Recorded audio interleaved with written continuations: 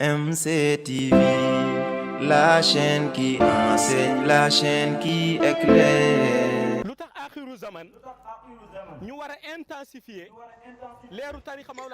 En cette période de fin des temps, on doit intensifier la lumière de Mawlaya Cheikh Tijani, car les ténèbres sont tellement répandues qu'à chaque fois que la lumière est instaurée, elle est effacée quelque temps après pour être remplacée par les ténèbres.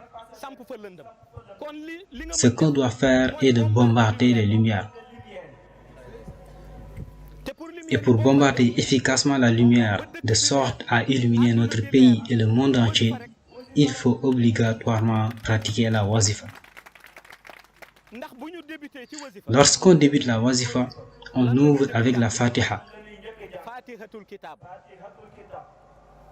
Cependant, cette Fatihatul Kitab est mystiquement récitée via la langue bénie de Mawlaya Cheikh Ahmed Tijani. Si vous connaissiez réellement qui est Mawlaya Cheikh Tijani. En effet, tout ce qu'il prononce est directement agréé et garanti par Allah subhanahu wa ta'ala. Comme il est convenu, le Coran viendra sous une apparence au jour du jugement dernier pour sauver ceux qui le récitaient durant leur vie, car le Coran est un être de lumière.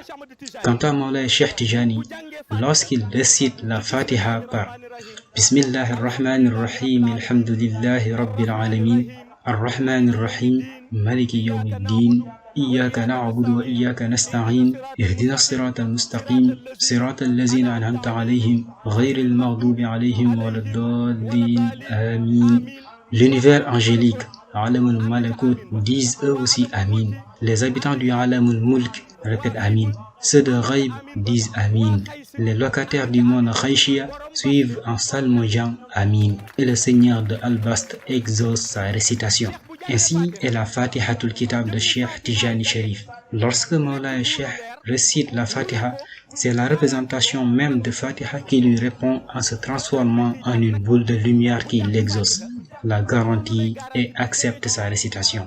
Ainsi, pour le disciple Tijan qui récite la Fatiha, elle est élevée au même degré. Et si la Fatiha est acceptée pour quelqu'un, tout ce qui est entre lui et le Seigneur devient salutaire. Il s'agit uniquement de la Fatiha récitée lors de l'assemblée de Wazifa, approuvée par Mawlaya Cheikh, qui procure ce bienfait jusqu'à ce que la représentation lumineuse de la Fatiha garantit celui qui l'a récité.